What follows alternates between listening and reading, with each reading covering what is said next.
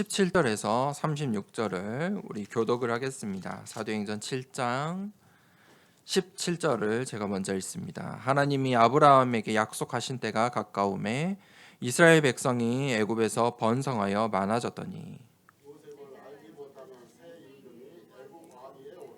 그가 우리 족속에게 교활한 방법을 써서 조상들을 괴롭게 하여 그 어린 아이들을 내버려 살지 못하게 하려 할세.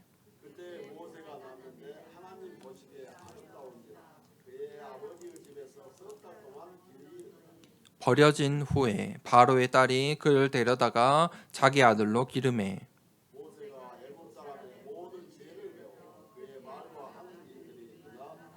나이가 40이 되매 그 형제 이스라엘 자손을 돌볼 생각이 나더니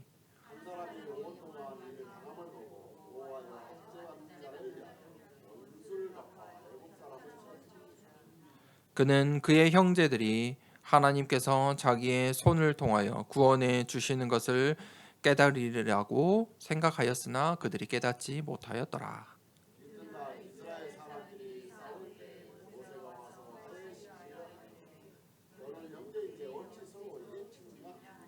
그 동물을 해치는 사람이 모세를 밀어뜨려 이르되 누가 너를 관리와 재판장으로 우리 위에 세웠느냐.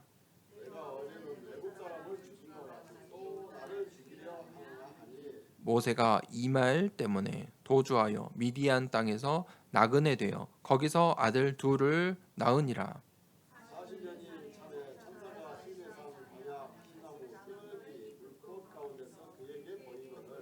모세가 그 광경을 보고 놀랍게 여겨 알아보려고 가까이 가니 주의 소리가 있어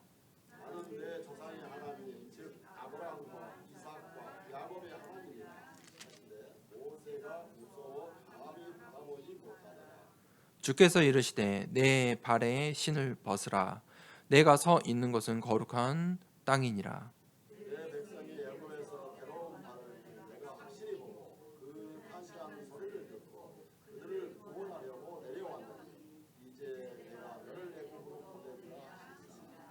그들의 말이 누가 너를 관리와 재판장으로 세웠느냐 하며 거절하던 그 모세를 하나님은 가시나무 떨기 가운데서 보이던 천사의 손으로 관리와 속량하는 자로서 보내셨으니 이 사람이 백성을 인도하여 나오게 하고 애굽과 홍해와 광야에서 40년간 기적 기사와 표적을 행하였느니라. 아멘. 내가 너를 애굽으로 보내리라라는 제목으로 함께 말씀을 나누겠습니다. 하나님께서 우리에게 주신 가장 큰 축복이 무엇이냐면 기도라는 것입니다. 우리가 이 자녀들이 있죠. 또 우리 자녀들은 부모님이 있어요. 이 자녀들에게 주어진 축복, 가장 큰 축복이 무엇입니까? 나의 부모에게 말할 수 있다는 것, 도움을 요청할 수 있다는 것이죠. 뭐 거기에 조건이 있습니까? 이 사회에 같이 조건이 없어요. 내가 부모에게 말할 수 있어요. 그것이 기도입니다. 하나님의 자녀에게 주신 가장 큰 축복이 기도예요. 내가 하나님의 자녀가 됨으로써 받은 가장 큰 축복은 내가 하나님께 말할 수 있다는 거예요. 하나님께 나의 이 바램들을 하나님께 아뢰고 구하고 하나님과 대화할 수 있다는 거예요. 그래서 우리가 이 신앙생활을 하는데 기도가 가장 중요해요. 기도가 시작이에요. 자, 우리가 그러면 아침에 눈을 떴을 때 이 기도로 하루를 시작하셔야 돼요. 아침에 눈을 떴는데 눈 뜨는 순간 욕부터 나오면 그 하루가 어떻겠습니까? 분명히 사고 납니다. 사고가 나요. 나지 않을 사고도 나게 되어 있어요.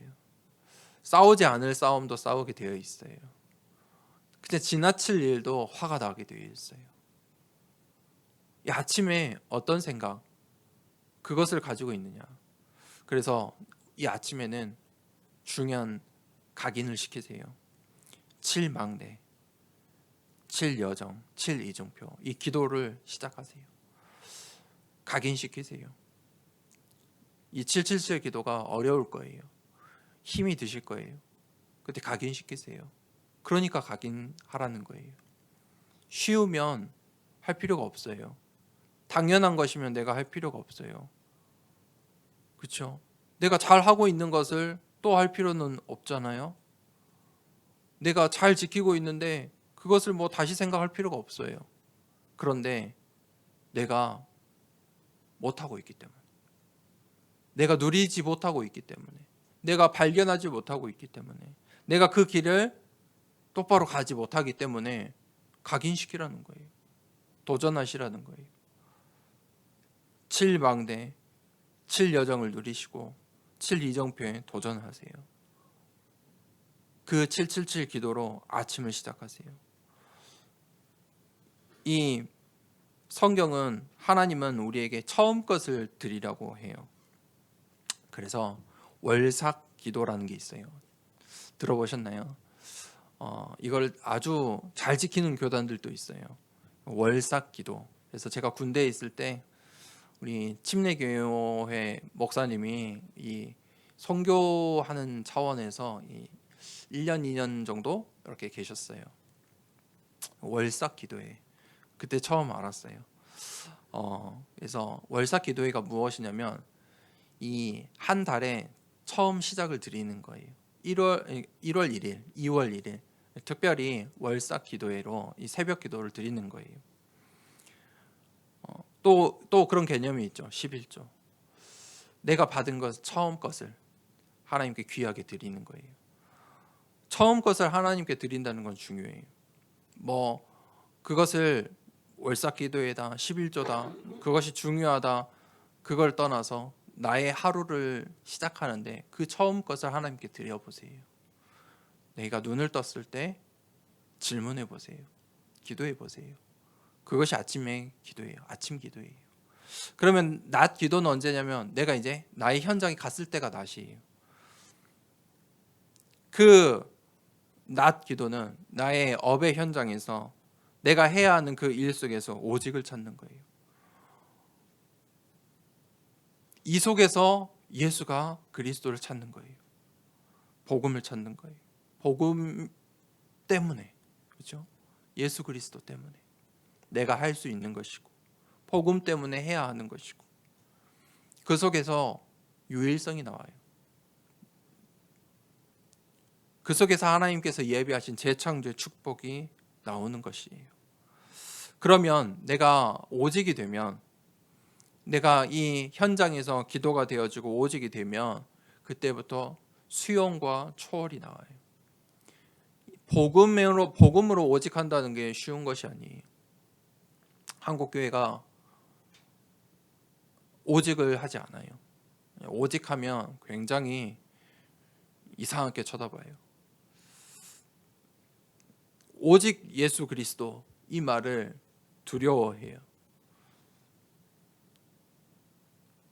그게 한국의 제1, 2 교단들이에요. 제일 가장 큰 교회들이 그렇게 해요. 그런데 그 사람들이 이 세상을 수용하고 초월하냐? 그렇지 않아요.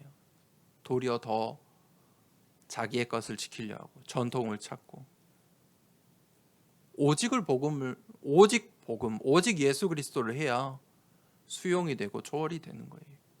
나의 인생에 오직 예수 그리스도 이 답이 찾아지면 그때부터 내 인생의 과거와 현재와 미래가 수용되고 초월돼요. 내 현장에서 이제 그것이 보여요. 수용되고 초월돼요. 무엇 때문에요? 복음 때문에요. 자, 그러면 이제 밤 시간이 오죠. 밤에는 두 가지 생명선을 살려야 돼요. 우리의 인생에 우리 사람에게 주어진 두 가지 생명선. 호흡. 우리의 인생은 호흡하면서 시작하고 우리의 인생은 호흡을 마칠 때 끝이 나요. 늘 생각하세요. 제가 저번 달에 이 감기에 걸렸어요. 감기에 걸리면 저는 이제 항상 코가 막히거든요. 근데 목이 아파요. 의사 선생님한테 목이 너무 아픕니다. 약 좀 주세요. 의사 선생님은 코 때문에 그렇습니다. 코가 때문에. 그래서 약을 먹고 또 병원 또 갔어요. 아직도 목이 아픕니다. 코가 아직도 있어서 계속 넘어가서 그래요. 그래서 제가 말씀 들은 것들 생각해서 그 입을 막는 테이프가 있어요. 그래서 테이프를 맞고 잤어요.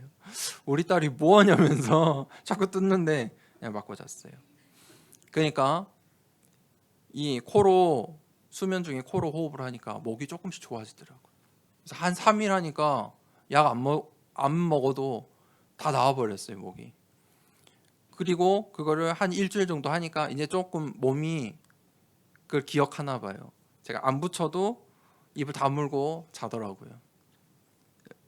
돌이켜 보니까 제가 입을 벌리고 많이 잤던 것 같아요. 제가 자는 순간에 나는 모르니까요. 그냥 입만 막았을 뿐인데, 코로만 호흡했을 뿐인데 조금 몸이 회복이 되더라고요. 호흡이 중요해요. 왜 그러냐면 우리 몸에서 어떤 부분이 가장 이 호흡, 공기를, 산소를 필요로 할까요? 뇌예요. 뇌가 산소를 가장 많이 요구해요. 그런데 그 호흡이 잘 되지 않으면 뇌가 고장이 나겠죠. 뇌가 고장이 나면 어떻게 될까요? 뇌 속에 뭐가 있어요? 생각하고 판단하고 또 중요한 게 있어요. 감정. 그런 것들이 다 우리 뇌 속에서 시작을 하잖아요. 우리 마음도 감정을 주관하지만 우리 뇌도 감정에 영향을 미치거든요. 그래서 호흡을 깊게, 좀 이 호흡을 밤에는 기도하면서 정리를 하셔야 돼요. 나의 호흡을 정리해야 돼요. 호흡을 정리할 줄 알아야 돼요. 우리는 기쁜 일이 있고 슬픈 일이 있고 화가 나는 일이 있으면 어떻게 돼요? 호흡이 나의 감정을 따라 움직여요. 그래서 밤에는 늘 그 호흡들을 정리하셔야 돼요. 나의 삶을 정리하셔야 돼요. 그리고 우리의 두 번째 생명선은 영혼이에요. 우리의 영혼인데 기도예요. 우리는 하나님의 자녀가 되어서 기도할 수 있는 사람이 되었고, 하나님을 만나는 순간 기도가 끝이 나는 거예요. 하나님 앞에 우리가 갔을 때는 기도할 이유가 없잖아요. 하나님을 모시고 사는 저 천국에서는 기도할 이유가 없어요. 이미 하나님과 함께 하니까 우리 그 전까지 기도하는 거예요. 그게 우리의 인생이에요. 그 속에 정말 이 하나님의 말씀이 담기고 하나님의 말씀 따라 우리의 여정과 이정표를 가야겠죠. 자, 오늘 본론 말씀을 보겠습니다. 사도행전 말씀을 우리는 계속 보고 있는데, 이 스데반 집사가 중요한 이 공회 재판 장소에서 설교를 통해 이스라엘의 그 역사를 설명하면서 왜 내가 예수 그리스도를 말하는지 그 설명을 하고 있는 장면들이에요. 자, 오늘 첫 번째 대지에 약속하신 때가 가까움에, 17절에 하나님이 아브라함에게 약속하신 때가 가까움에, 아브라함에게 이 민족의 축복, 이스라엘 민족의 축복을 주셨지요. 하나님은 늘 약속하시고 그 약속을 언약으로 붙잡은 자를 통해 하나님의 계획대로 그 일을 성취하세요. 하나님 그 사람을 통해 하나님의 계획대로 일을 하세요. 무슨 말이냐면 언약 잡은 자를 통해서 하나님은 일하세요. 하나님은 일을 하시는데 하나님의 계획대로 하세요. 우리는 늘 기도하는데 실수하는 것은 뭔가 내 생각대로 이 순간에 오늘 응답이 되어야 되는데 그렇지 않죠. 내 생각과 하나님의 생각이 다른 거예요. 내가 그 하나님의 계획을 다 이해하지 못하기 때문이에요. 그런데 오늘 7장 17절에 하나님께서 아브라함에게 약속하신 때가 가까웠다. 시간표가 있다는 거예요. 하나님의 때가 있어요. 하나님의 시간표가 있어요. 하나님께서 약속하신 그 시간표가 되니까 아브라함이 축복을 받았어요. 그 아브라함의 후손들이 애굽으로 가게 되었고 그 애굽에서 번성하여 이제 민족을 이룰 만큼 번성하게 된 거예요. 그냥 애굽으로 간 것이 아니죠. 요셉이 그저 팔려 그 형들의 시기와 질투로 노예로 팔려 애굽으로 간 것이 아니죠. 아브라함 때부터 주신 그 약속이 하나님의 계획을 따라 시간표를 따라 애굽에서 살아야 되는 이유가 있던 거예요. 애굽 땅에서 민족의 축복을 민족이 될 만큼 번성해야 되니까. 자, 이 요셉을 알지 못하는 새 임금이 올라왔어요. 그러고 보니까 이 이스라엘 민족이 굉장히 번성을 했어요. 그때부터 이제 핍박을 하죠. 핍박의 시대가 열려요. 그때 이 핍박의 시대엔 누가 나타납니까? 20절에 모세가 나타나요. 이 하나님의 계획은 늘 우리의 기준과 생각으로 사실 이해할 수가 없어요. 사실 이 성경에 있는 하나님의 말씀들도 우리의 사고로 우리의 수준으로는 이해할 수가 없어요. 문제의 순간, 위기의 순간이 늘 돌이켜보면 축복의 시간표예요. 이 핍박의 시대에 모세라는 중요한 사람이 나타난 거예요. 이 모세는 이 왕궁에서 바로의 딸에 의해 자라났어요. 왕궁의 시간표. 22절에 애굽의 말을 배웠고 애굽 사람들의 지혜를 배웠고 그들이 하는 일을 전부 배웠어요. 자, 하나님의 시간표가 있어요. 하나님의 시간표는요, 하나님의 절대 주권 속에서 이루어져요.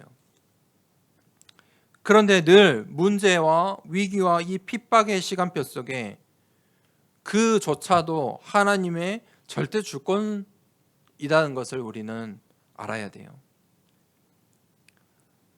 7장 20절에 어떻게 시작하냐면 그때에 하나님의 시간표가 있다는 거예요. 그때에 모세가 난 거예요. 모세가 태어날 시간표가 아주 중요한 거예요. 그때가 어떤 때입니까? 핍박의 시간표이잖아요. 이 애굽의 임금들이 이제 이 이스라엘 민족을 핍박하는 이 어린 아이들을 전부 죽이려고 하는 그때예요. 그때에 모세가 났다. 사람의 생각으로는 이 이스라엘 사람들의 입장에서는 원통한 때잖아요. 내가 자녀를 낳았는데 이스라엘 민족이라고 내 자녀를 뺏어가고 죽였다니까요.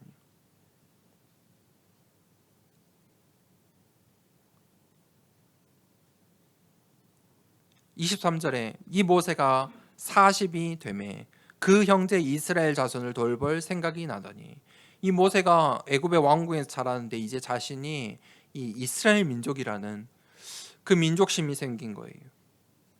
그래서 내가 이 이스라엘 민족을 어떻게 구원할까? 24절에 한 사람이 원통한 일을 당함을 보고 보호하여 압제받는 자를 위하여 원수를 갚아 애굽 사람을 쳐 죽이니라. 모세의 선택은 그 이스라엘 민족의 억울함을 직접 어떻게 해요? 애굽 사람을 밀어내면서 애굽 사람을 죽임으로써 갚아주려고 한 거예요. 그게 모세의 선택이었어요. 모세는 어떤 생각을 했을까요? 나는 이스라엘의 보호자가 될 사람이야. 지도자야. 그러면서 가장 인간적인 방법을 선택한 거예요. 7장 25절에 그는 그의 형제들이 하나님께서 자기의 손을 통하여 구원해 주시는 것을 깨달으리라고 생각하였으나, 이게 모세의 생각이에요. 모세의 생각으로는 그렇게 해서 저 사람들을 도와주면 저 사람들이 하나님을 좀 생각할까. 그런데 그들이 깨닫지 못한 거예요. 모세 방법으로는 되지 않는 거예요. 모세가 하나님의 이 절대 주권, 그 하나님의 시간표를 사실 놓친 것이죠. 아직 모세가 그 하나님의 시간표를 보지 못한 거예요. 두 번째 되지. 이 모세가 26절에 이스라엘 사람끼리 싸울 때, 다음날 이제 이스라엘 사람들끼리 싸워요.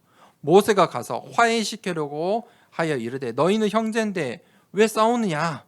27절에 그 사람들이 뭐라고 합니까? 모세를 밀어뜨리면서 누가 너를 우리 민족에 너가 대장이냐, 지도자냐, 이렇게 말하는 거예요. 너가 또 애굽 사람을 죽인 것 같이 나를 죽이려 하느냐. 모세가 이 말을 듣고 29절에 도주해서 미디안 땅에 나그네가 돼요. 모세가 이 말을 듣고 도주하여 미디안의 나그네가 된 거예요. 모세의 계획은 이제 이스라엘을 위해서 내가 무엇인가 해볼까 했어요. 그 40세에. 그런데 그의 계획이 어떻게 됩니까? 전부 무너져요. 모세의 힘과 능력으로는 이스라엘 민족이 출애굽할 수 없다는 거예요. 도리어 어떻게 됐어요? 이스라엘 사람들의 원망 섞인 말을 들어요. 사람의 말이 들려요. 나는 저 사람들을 위해 무언가 해보려고 했는데 저 이스라엘 사람들이 나에게 너가 뭐냐? 그 말 때문에 모세는 자신의 모든 것을 내려놓고 광야로 도피해요. 모세가 문제를 만났죠. 이 문제 속에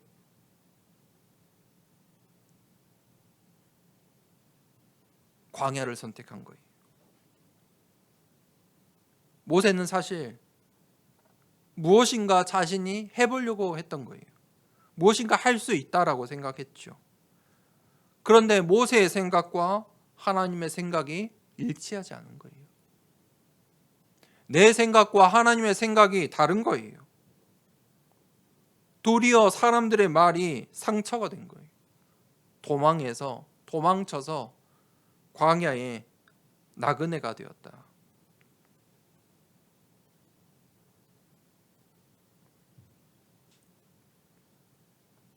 하나님께서 모세를 민족의 지도자로 삼으셨잖아요. 그 언약을 주셨어요.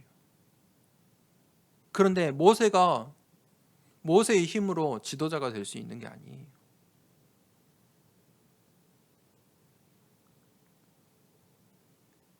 하나님은 모세를 민족의 지도자로 정확하게 말하면 부르신 게 아니에요. 하나님께서 모세에게 원하시는 것은 무슨 말이냐면, 어떤 언약이냐면 37절 마지막 37절에 보면 이스라엘 자손에 대하여 하나님이 너희 형제 가운데서 나와 같은 선지자를 세우리라 하던 자가 곧 이 모세라. 하나님은 모세를 하나님의 말씀의 대언자, 선지자로 원했어요. 모세가 지도자가 아닌 하나님의 말씀을 전달하는 선지자가 되길 원하셨어요.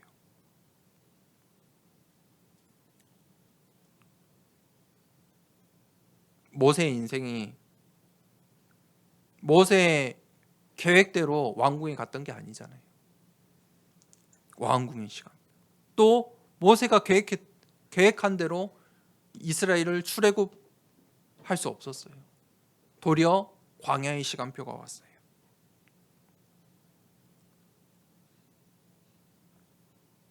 이 모세의 시간표를 보세요. 모세가 광야에서 30절에 40년이 잠에 또 40년이 잔 거예요. 80세가 되었죠. 천사가 시내산 광야 가시나무 떨기 불꽃 가운데서 그에게 보이거늘 40년이 또 찬 거예요. 그게 하나님의 시간표예요. 하나님의 시간표는 그때인 거예요. 하나님의 시간표가 되면 어떻게 됩니까? 하나님의 절대 계획이 반드시 성취돼요. 아니 모세가 40세일 때 하나님 선택이 사용하시면 좋잖아요. 그런데 그것은 하나님의 계획이 아니에요. 나의 계획이에요. 하나님은 80세가 그 광야에 있던 80세의 광야에 있던 그 모세를 사용하길 원하신 거예요. 무슨 말입니까? 오늘 장면이 어떤 장면입니까? 하나님께서 모세를 찾아오셨어요. 그게 복음이에요. 복음은요, 나를 찾아오신 하나님이에요. 모세는 내가 해보려고 했잖아요. 하나님은 그걸 원하지 않으세요.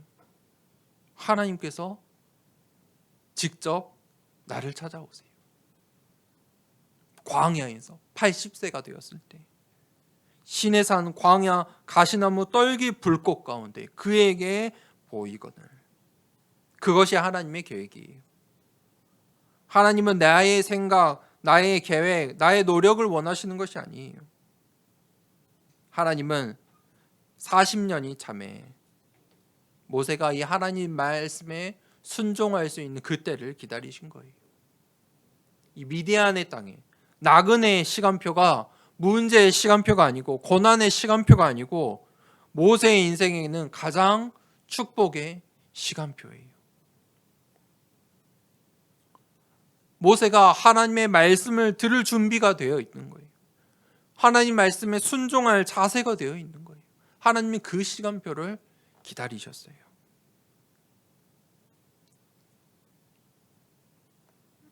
그래서 하나님께서 뭐라고 모세에게 말씀하십니까? 세 번째 대지 내 발의 신을 벗으라. 내가 서 있는 곳은 거룩한 땅이니라. 내가 너를 애굽으로 보내리라. 모세가 이 이스라엘 사람들을 지키려고 했던 그 40년 전에 이스라엘 사람들을 지키려고 했던 일은 옳은 일 아닙니까? 이스라엘 민족의 지금 이 유대인들에게 하는 장면이잖아요. 유대인들이 생각할 때는 그것이 옳은 장면이고 그들이 생각할 때는 그 모세야말로 오늘날에도 모세 같은 사람이 필요해. 그러지 않을까요? 세상은 그 40세의 모세를 필요로 하고 원할 수도 있어요. 그런데 그것은 하나님이 원하시는 일은 아니라는 거예요. 우리가 늘 질문하셔야 돼요. 오늘 하나님이 원하시는 일은 무엇인가? 나의 인생에 하나님이 원하시는 일은 무엇인가? 내가 오늘 예배를 드리는데 하나님이 나에게 원하시는 것은 무엇인가? 그것을 찾으면 절대 응답이 와요. 내가 아는 것이 아니에요. 하나님이 주시는 응답을 받으실 수 있어요. 그것은 나의 수준과 나의 생각과 나의 그릇을 뛰어넘어요. 그래서 33절에 내 발에 신을 벗으라. 그 당시에는 이 모세 때는 이 애굽 나라에는 신발을 신었다는 것은 어떤 주인을 상징해요. 주인 정도, 어느 정도 이 사회의 계층을 표현해요. 신발을 신었다. 어떤 신분을 상징해요. 우리 오늘날 말로 하면 사칭품인 거예요. 신발이. 내 발에 신을 벗으라. 그 신을 벗으라는 거예요. 너의 주인을 바꾸라는 거예요. 여기는 거룩한 땅이니까 그 신발을 벗어. 필요 없어. 너의 주인을 바꿔. 하나님 앞에서 나의 것, 나의 성공 아무 필요가 없어요. 주인을 바꾸셔야 돼요. 그러면서 하나님께서 34절에 내가 너를 애굽으로 보내리라 말씀하세요. 내가 너를 애굽으로 보낼 거야. 이게 모세의 시간표와 하나님의 시간표의 차이점이에요. 모세는 자기가 하려고 했잖아요. 그 시간표를 자기가 만들어 보려 했어요. 그런데 하나님께서 내가 너를 애굽으로 보낼 거야 이렇게 말씀하세요. 모세가 그 언약을 붙잡고 아멘 하지요. 그래서 그 모세가 애굽과 홍해와 광야의 시간표를 가는 거예요. 만약 모세가 40세가 됐을 그 해 40세 하나님께서 오늘 같은 34절의 말씀을 주셨다면 모세가 순종했을까요? 그 왕궁에 있는 그 모세에게 이 언약을 주셨으면 모세가 순종했을까요? 광야를 선택할 수 있었을까요? 하나님은 광야 40년의 시간표 그 순종을 원하신 거예요. 그 아멘을 원하신 거예요. 출애굽의 언약을 붙잡은 단 한 사람, 하나님은 한 사람이면 충분해요. 모세 한 사람. 그 모세 한 사람을 기다리신 거예요. 그것이 하나님의 시간표예요. 시대를 살릴 한 사람. 어떤 사람이에요? 하나님의 말씀을 언약으로 붙잡은 사람. 내가 너를 애굽으로 보내리라. 하나님은 그 한 사람이면 충분하신 거예요. 언약 붙잡은 한 사람. 하나님은 그 한 사람을 통해 일하세요. 그 언약 붙잡은 모세를 통해 하나님께서 애굽과 홍해와 광야로 그것이 하나님이 원하시는 일이었다는 거예요. 오늘 하나님께서 나에게 원하시는 일은 무엇입니까? 이 하나님의 말씀 속에서 언약을 붙잡으라는 거예요. 나의 시간표, 나의 계획을 내려놓고 하나님의 계획과 하나님의 시간표 그 속에서 언약을 붙잡으라. 그 언약에 하나님의 말씀에 순종하라. 그럼 내가 너를 사용할게. 하나님이 하시는 말씀이에요. 하나님의 그 시간표에 순종할 때 전무후무한 일들이 일어나요. 모세가 그 전에 할 수 없었던 모세의 수준으로 할 수 없는 10가지의 기적들이 일어나면서 하나님께는 홍해도 가르시고 그 모세를 통해 광야로 가나안으로 인도하시는 거예요. 그것이 하나님의 계획이에요. 결론입니다.